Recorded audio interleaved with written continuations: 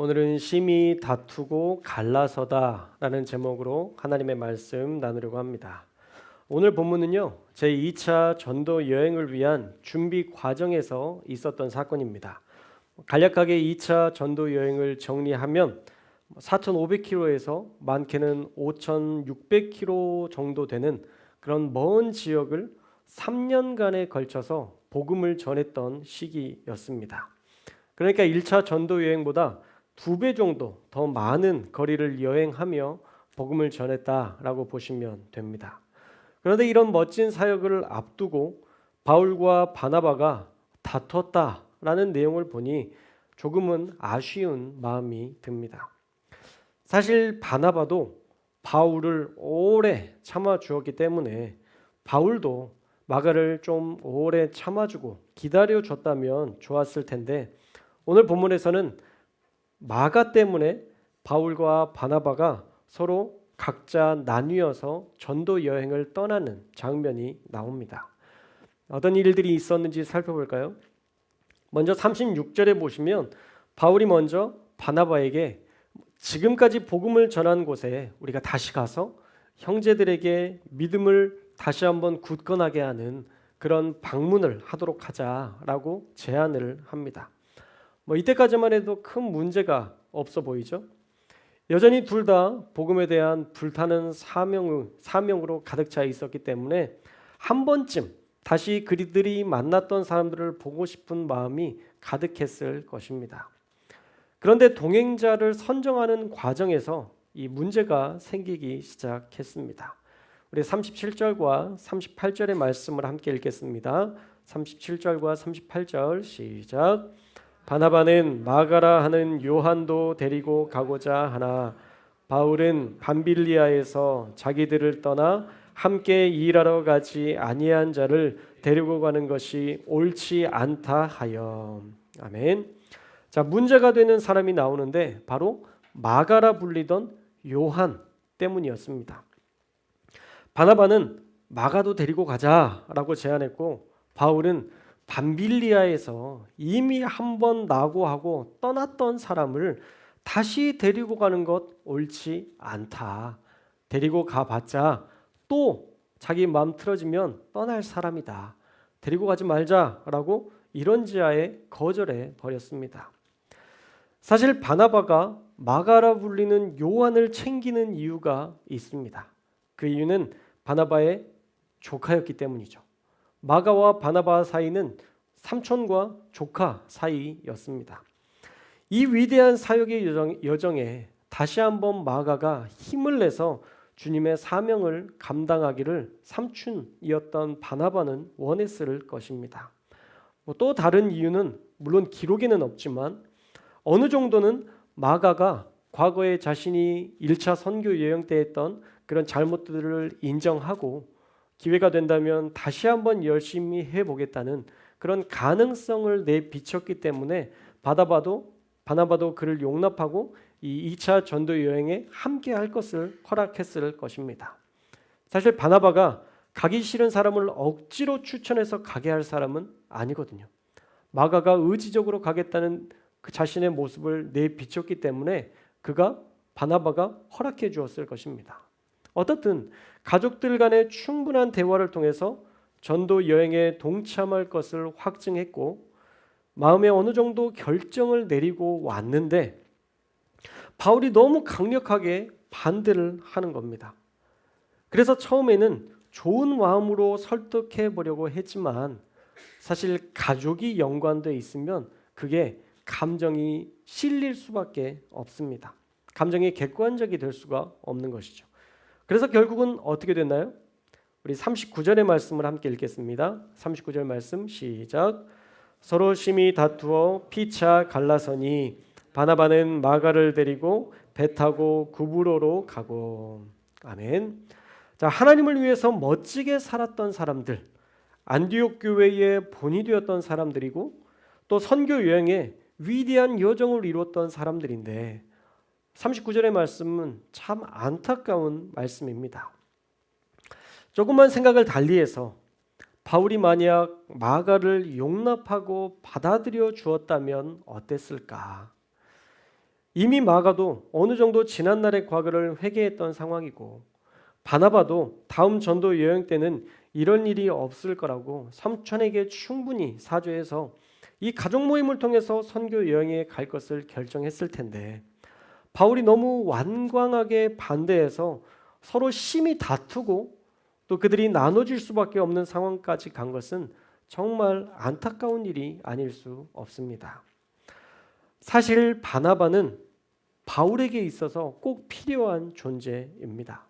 여러분들도 사도행전 말씀을 쭉 우리가 살펴봤으니까 아시는 것처럼 바울이 교회 사람들을 박해하다가 예수님을 만나 변화되었을 때 아무도 바울을 받아주지 않았었던 그때에 손을 내밀어 줬던 사람이 누구예요? 이 바나바였어요. 이 바나바가 바울을 향하여서 손을 내밀어 주고 그를 이끌어 주고 예루살렘 교회에 데리고 가서 이 사람이 이제 변화되었다라고 변호해 주었던 사람이 바로 바나바였습니다. 그러니 바나바가 그의 손을 잡아주고 변호해 줬던 사실을 한 번쯤 떠올릴 수 있다고 한다면 마가에 대해서도 나도 저랬었지. 아니 나는 저 사람보다 더 했었지. 라고 생각하면서 마가를 받아들여 줄 수도 있었고 사실은 바나바 때문이라도 그가 이 마가를 용납하면서 함께 떠날 수도 있었을 텐데 그것이 참 아쉬운 일입니다. 또 한 가지는요. 바울과 바나바의 기질만 봐도 사실 바울에게는 꼭 바나바가 필요합니다. 이 불같은 성격의 바울은 바나바가 있어야 차분해지게 될 수 있거든요. 기질적으로 반대되는 사람이기 때문에 불같이 타올랐을 때 바나바가 그러지 마. 그런 거 아니야. 그렇게 하면 안 돼. 라고 차분하게 만들어줄 수 있는 사람이 사실은 바울과 바나바 이 두 기질이 만나서 또 너무 차분하게만 있으려고 할 때 가야죠 라고 얘기해주는 바울이 있어야 사실은 이 바울과 바나바가 함께 사역을 할 때 가장 큰 선교여행의 시너지 효과가 나타날 텐데 기질적으로 잘 맞았던 이 두 사람이 헤어졌다라는 것, 다투었다는 것은 참 가슴 아픈 일입니다. 결국 그들은 서로의 의견을 좁히지 못해서 심히 다툰 후에 바나바는 마가를 데리고 조카를 데리고 구브로로 떠나게 되었고 바울은 실라를 택한 후에 또 다른 전도 여행, 2차 전도 여행을 떠나게 됩니다. 그런데 40절 말씀에 보면요. 바울과 실라가 형제들에게 주의 은혜의 부탁함을 받고 떠났다라고 말씀하죠. 이 말을 직역하면 형제들로 말미암아 주님의 은혜에 위탁된 후에라고 번역할 수 있습니다. 이것도 어렵죠. 공동 번역은요. 주님의 은총을 비는 교우들의 인사를 받으며라고 번역하는데 단순한 인사로만 번역이 되어서 이것도 조금 아쉬운 해석입니다. 사실 이 본문은요. 바울과 실라를 보내면서 이 2차 선교 여행도 하나님의 은혜 가운데서 잘 마치고 돌아올 수 있기를 염원했다라는 말씀입니다. 즉 그들의 사역이 하나님의 은혜 가운데에서 잘 마칠 수 있는 사역이 되기 위해서 그들을 위해 중보기도 했다라는 말씀인 것이죠. 여러분 염원했다고 이루어지나요? 여러분의 마음속에 그냥 잘 됐으면 좋겠다라고 생각하면 그것이 마인드 컨트롤이 돼서 여러분의 인생이 잘 되던가요? 절대 그렇지 않습니다. 여러분 하나님의 역사는요. 기도할 때 이루어집니다. 불가능해 보여도 기도하는 사람은요. 회생합니다. 다시 일어서는 기적적인 역사를 보게 됩니다. 그러나 아무리 쉬운 일도 아무리 쉬운 길도 기도하지 않는 사람은 이상하게 돌아갑니다. 왜 그럴까요? 하나님을 신뢰하지 않기 때문이죠. 기도는 곧 하나님을 신뢰한다는 증거입니다. 기도하지 않는다는 것은 곧 하나님을 신뢰하지 않는다는 증거이기도 합니다. 내 힘으로 할 수 있는 거죠. 내 힘으로 얼마든지 이 일쯤은 할 수 있다 생각이 되는 거죠. 그때 하나님이 뭐라고 하실까요? 하나님은 그러실 거예요. 네가 할 수 있으니까 그러면 네 힘으로 해봐. 네 힘으로 살아봐.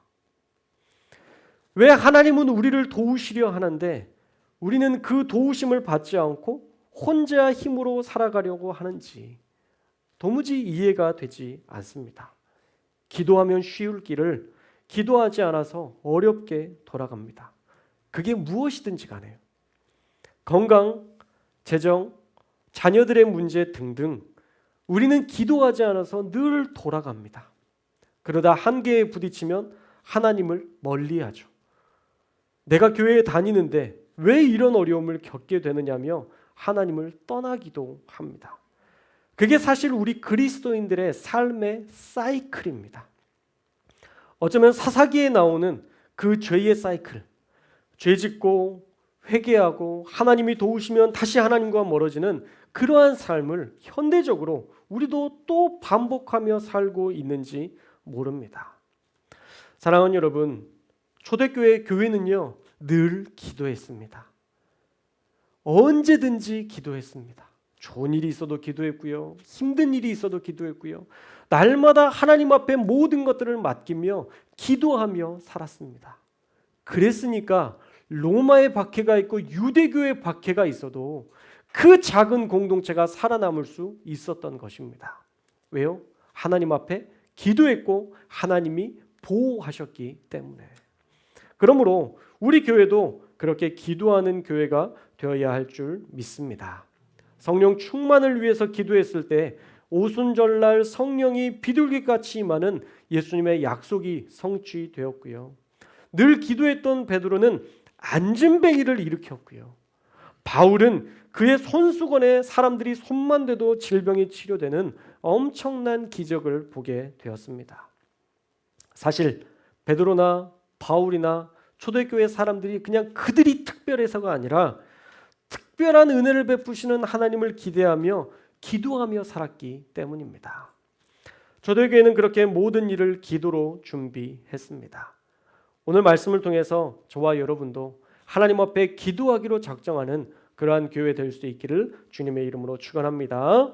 오늘 말씀에도 바울과 실라를 보낼 때에 단순한 소망, 염원만이 아니라 간절한 마음으로 그들을 위해서 기도하며 주님의 은혜를 구하며 3년간의 그 선교 여행에 그들이 기도로서 함께 동참했다라는 것입니다. 그랬더니 41절 말씀에 보면요, 다툼으로 인하여서 나뉘어져서 행했던 그런 전도 여행이었지만 수리아 길리기아로 선교 여행을 떠났는데 교회들을 견고케 하시는 하나님의 역사를 경험할 수 있게 되었습니다. 함께 기도했던 교회를 통해서 얻게 된 은혜였다라는 것이죠. 자, 오늘 말씀을 통해 우리는 어떤 교훈을 얻을 수 있을까요? 첫째로 초대교회도 다툼이 있었던 것을 보면 그 교회, 초대교회도 완벽하지 않았다는 것을 우리는 알 수 있습니다. 완벽한 교회는 없다는 것, 저와 여러분이 인정하셔야 됩니다.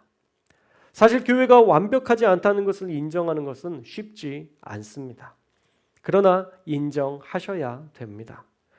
교회는 완벽하지 않은 사람들이 모여서 서로를 격려하며 거룩한 교회를 향해 나아가는 공동체입니다. 왜 저 사람은 저래? 도대체 저 사람은 왜 저러는 거야? 아무리 생각해도요, 답은 나오지 않습니다. 왜 목사님은 완벽하지 않으실까? 여러분, 100년 동안 묵상해도요, 그 답은 나오지 않습니다. 저는 완벽하지 않기 때문에 하나님을 의지하는 사람 중에 한 명일 뿐입니다. 저와 여러분들도 마찬가지죠. 교회는 완벽하지 않지만 우리가 함께 서로의 연약함을 보완하고 위로하고 격려하며 나아가는 게 진짜 교회의 본 모습이라는 것입니다.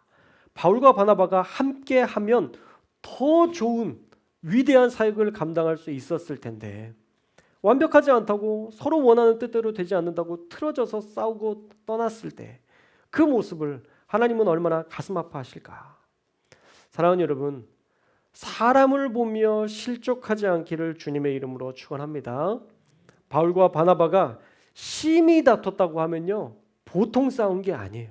성경에 이런 기록이 사실 많지 않잖아요. 심히 다퉜다.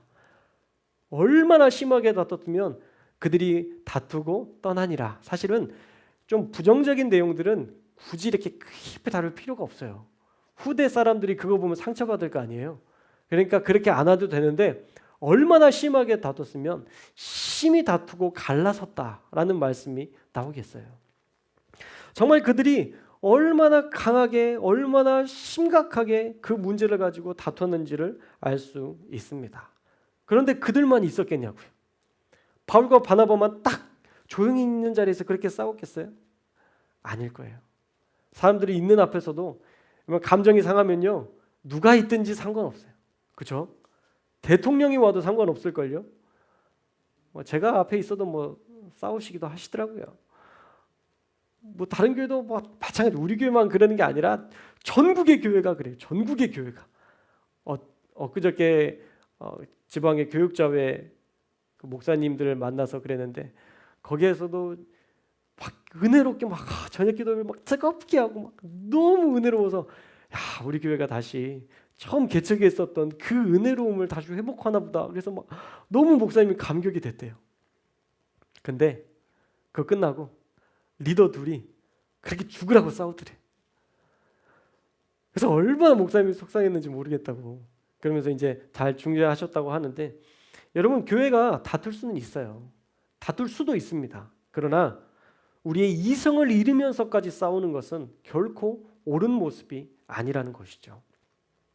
우리는 사람을 보면서 신앙생활하는 것은 아니지만 우리가 각자 지켜야 될 믿음의 모습 지켜야 됩니다. 아니, 지켜내야 되는 것입니다. 어떤 상황 속에서도 우리의 그리스도인다움을 잃어버려서는 안 됩니다. 사랑하는 여러분, 싸우지 않기를 주님의 이름으로 축원합니다. 다투지 않기를 주님의 이름으로 축원합니다. 싸우는 이유가 뭐예요? 이길 수 있을 것 같아서예요. 근데 여러분, 이겨서 뭐 할 거예요? 여러분, 이겨서 뭐 할 거예요? 이기면 떡이 나오나요? 쌀이 나오나요? 붕어빵이 나오나요? 아무것도 안 나와요. 그냥 내가 소리쳐서 그냥 내 감정이 조금 풀어진 거?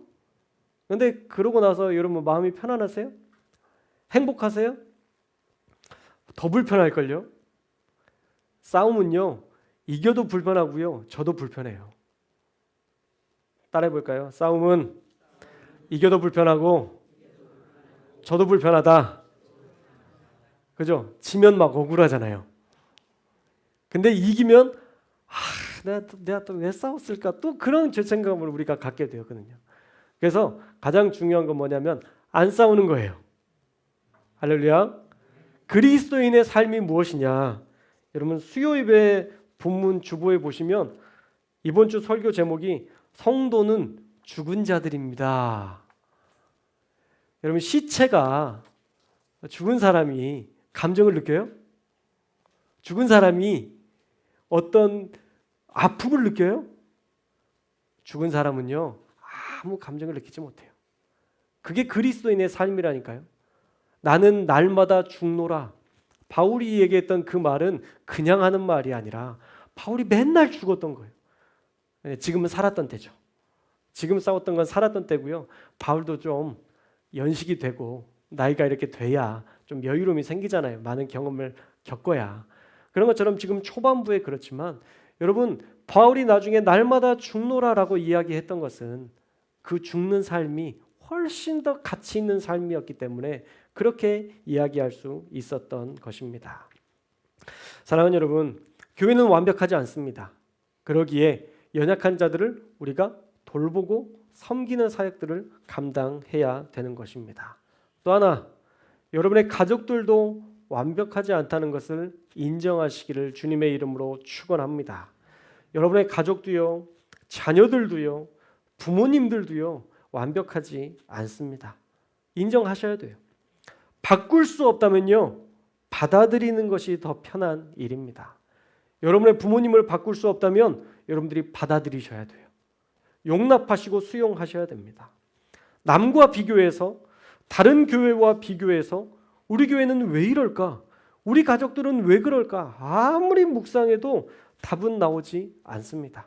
그저 속상할 뿐이죠. 완벽하지 않은 교회와 완벽하지 않은 가족을 저와 여러분에게 하나님께서 맡기신 거예요. 할렐루야. 완벽하지 않기 때문에 서로 도우며 살라고 하나님께서 저와 여러분들에게 교회를, 여러분의 가족을 맡겨 주신 것입니다. 사실 우리 자신도 완벽하지 않잖아요. 우리의 부족함을 늘 인정하게 되잖아요. 사실 저도 얼마나 실수가 많은 사람입니까? 여러분들도 아시겠지만 주보에도 가끔 보면 틀린 일들이 너무 많아요. 그죠?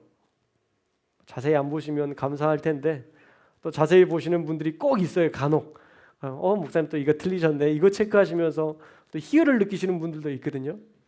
아마 그런 분들은 목사님 이것도 조금 잘못하셨네, 아마 그런 생각들을 가지신 분들도 있을 겁니다. 그런데 그거 가지고 여러분들이 문제 삼지 않잖아요. 나의 목사의 부족함과 연약함을 보고 여러분들이 그거 가지고 막 수근수근 대면서 아유 목사님은 왜 저러셔? 여러분 그런 얘기 하지 않으시잖아요.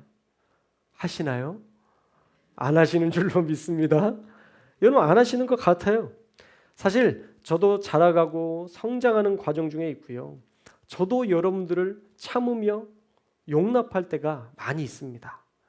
그렇게 특별히 못하시지는 않지만 저도 어느 부분에서는 참고 용납하고 받아들이면서 그렇게 가는 거예요. 그러니까 여러분들도 계속적으로 성장하고 자라가고 있잖아요. 맞아요. 교회는요, 완벽하지 않으니까 서로 이해하고 참고 용납하면서 가야 되는 것입니다. 그게 진짜 교회의 모습이고요. 여러분의 가정도 마찬가지예요. 여러분의 가정에 있는 그 남편을, 여러분의 가정에 있는 그 아내를 여러분 목사님이라고 생각하고 주님이라고 생각하고 여러분 그렇게 대해 보십시오. 내 남편이니까 막대하고 목사님에게는 정중하게, 유명한 어떤 사람들에게는 정중하게 대하는 것처럼, 외부인들에게 정중하게 대하는 것처럼 그렇게 하지 마시고 여러분 그 사람을 여러분들이 귀하게 여기십시오. 언젠가 그런 이야기가 있었죠. 내가 여왕 대접을 받으려면 어떻게 해야 돼요? 남자가 왕이 돼야 돼요. 남자가 왕이 돼야 내가 여왕 대접을 받는 거 아니에요? 내가 왕이 되려면 아내가 여왕이 돼야 되는 거예요. 그래야 사실 우리가 서로 존중하고 그렇게 이해하며 살아가는 거지. 어떻게 서로 다투고 싸우고 미워하는데 어떻게 그 사람을 존중하고 사랑할 수 있어요? 사랑하는 여러분, 우리가 그렇게 완벽하지 않지만 서로를 이해하고 사랑하고 용납하는 교회 될 수 있기를 주님의 이름으로 축원합니다. 연약함에 집중해서 보면 바울처럼 마가 저 사람은 안 될 사람이야 라고 낙인 찍게 되요. 사실 마가는요, 나중에 마가복음을 기록할 정도로 위대한 사명자로 성장했습니다. 바울이 포기하기에는 사실 너무 신실하게 쓰임받았던 인물이었다는 거 우리는 알고 있습니다. 그러니 우리도 언젠가는 하나님을 위해 위대한 사명을 감당하는 사람이 될 것이라 믿고 기다려 주시고, 또한 여러분의 가정, 자녀들, 부모님들을 향해서도 하나님께서 함께 하시고 붙들어 주셔서 하나님께서 저 인생도 하나님 앞에 온전히 세워지는 은혜로운 사람으로 바뀌실 것을 믿고 여러분들도 기다려 주실 수 있으면 좋겠습니다. 여러분이 믿는 대로 교회는 자라가고 여러분의 가정도 자라갈 줄로 믿습니다. 둘째로, 다투더라도 교회는 사명을 향해 나아가야 한다라는 것입니다. 바울과 바나바가 그렇게 심하게 다퉜다면 아마 어떤 교회 사람들 같으면 에이 이번 선교여행은 안 가, 이렇게 싸우고 어떻게 가, 은혜롭게 시작해도 이 힘든 선교여행 쉽지 않은데 이렇게 다투고 시작했으니 이건 어쩌면 하나님이 원하시지 않는 선교일지도 몰라라고 아마 포기해버리는 사람들도 있을 것입니다. 그런데 놀라운 것은 바울과 바나바는요, 그렇게 다투고 심히 다투고 갈라섰으면서도 각자 실라와 마가를 데리고 수리아와 길리기아, 구브로로 각자 또 선교 여행을 떠났다는 것이죠. 사실 이것도 대단하지 않습니까? 다퉜어도 사명을 향해 떠났던 바울과 바나바, 그들은 정말 복음을 전하는 일에는 진심이었던 사역자임을 알 수 있습니다. 그들의 모습을 우리도 본받아야 할 줄로 믿습니다. 사랑하는 여러분, 기분 따라 사역하지 않기를 주님의 이름으로 축원합니다. 울더라도 가야 하는 길이 주님의 길입니다. 기분 상해서 예배 안 드리고 몸이 안 좋아서 사역 안 하고 오늘은 왠지 하나님이 집에 있는 걸 더 원하시는 것 같아서 교회 안 오신다면 언제 교회에 오시고 언제 주님의 일을 감당하실래요? 바울과 바나바는 그렇게 심하게 다투고도 멀고 먼 선교여행 4,500, 5,600km나 되는 그런 멀고 먼 선교여행을 떠났습니다. 그래서 우리가 그들의 믿음을 인정하는 거예요. 그들은 감정적으로 사역하지 않았고 하나님을 향한 진심으로 사역했습니다. 우리 교회도 그런 진실한 믿음으로 사역할 수 있기를 주님의 이름으로 축원합니다. 여러분에게 맡겨주신 사명은 그냥 주어진 일이 아니에요. 여러분 담임 목사가 부탁해서 하시는 일이 아닙니다. 그 일은요 하나님께서 맡기신 일입니다. 식사, 청소 이런 일들이 허드렛 일처럼 보이지만 그 일로 누군가 감동하고 그 일로 누군가 하나님을 만나게 된다면 그건 하나님이 맡기신 사명인 줄로 믿습니다. 제가 오래전 교회 다닐 때 유초등부 예배실을 늘 청소하시던 장로님 때문에 나도 저렇게 나중에 멋지게 사역하고 싶다라는 생각을 하게 됐습니다. 그 장로님은요, 청소는 자신이 할 테니 선생님은 아이들과 많이 놀아주시라고, 이건 제 몫이라고 말씀하시던 그 음성이 아직도 제게 생생하고 여전히 생각할 때마다 감동입니다. 저와 여러분도 그런 본이 되는 사명을 감당하셨으면 좋겠어요. 그러면 여러분의 믿음을 여러분의 자녀들이 또 여러분의 뒤를 잇는 후배 직분자들이 그대로 본받게 될 줄로 믿습니다. 그리고 그것이 우리 교회의 좋은 전통이 될 줄로 믿습니다. 이제는 정말 멋지게 울더라도 씨 뿌리는 사명, 다툰다 할지라도 사명을 향해서는 전진해 나아가는 그런 성숙한 사명자가 되어야 할 줄로 믿습니다.